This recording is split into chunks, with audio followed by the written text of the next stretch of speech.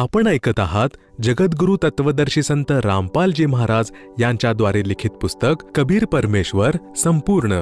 विषय ऋषी रामानंद, सेऊ, सम्मन तसेच नेकी व कमाली यांचे पूर्वजन्माचे ज्ञान.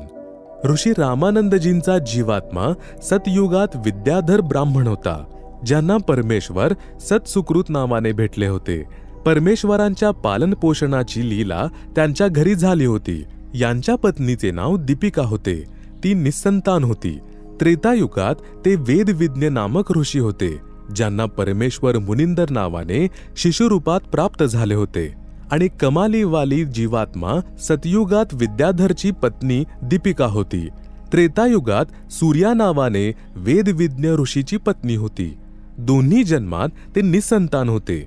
त्यावेळी यांनी परमेश्वरांचा मुलाप्रमाणे सांभाळ करून प्रेम दिले होते. त्याच पुण्यामुळे हे आत्मे परमात्म्याच्या भेटीसाठी आतुर होते. कलियुगातही यांचा परमेश्वराच्या प्रती अतूट विश्वास होता.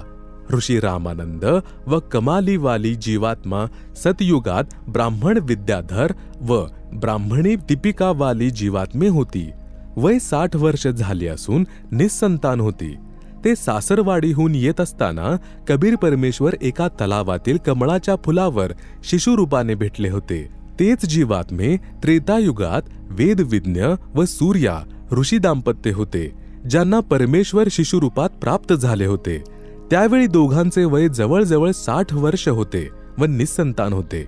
सम्मन व नेकीवाली जीवात्मा द्वापार युगात वाल्मिकी व त्यांची पत्नी गोदावरी होती, ज्यांनी द्वापार युगात परमेश्वर कबीरजी यांचे शिशुरूपात पालन पोषण केले होते. याच पुण्यफळाच्या जोरावर परमेश्वराने त्यांना आपल्या शरणामध्ये घेतले होते. सेऊ म्हणजे शिववाली जीवात्मा द्वापार युगात एक गंगेश्वर नावाच्या ब्राह्मणाचा पुत्र गणेश होता, ज्याला आपल्या वडिलांचा खूपच विरोध असूनही माझ्या म्हणजे कबीरजी अर्थात करुणामय उपदेशाचा त्याग केला नाही.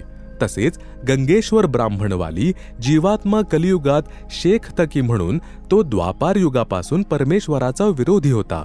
गंगेश्वरवाली जीवात्मा शेख तकी याला काल ब्रह्मने पुन्हा प्रेरित केले, ज्या कारणाने शेख तकी म्हणजे गंगेश्वर परमेश्वर कबीरजींचा शत्रू बनला. भक्त गणेश श्री कालू व गोदावरी यांना आई वडील समान सन्मान करीत होता. अश्रुधाडित म्हणत होता, आज माझा जन्म आपल्या म्हणजे वाल्मिकी घरी झाला असता. माझे आई वडील कालू व गोदावरी सुद्धा गणेशला मुलासारखे प्रेम करत होते. त्यांचा मोह सुद्धा त्या बालकावर खूपच झाला होता. या कारणाने ते पुन्हा गणेशवाली जीवात्मा अर्थात सेऊचे आई वडील नेकी व सम्मन बनले.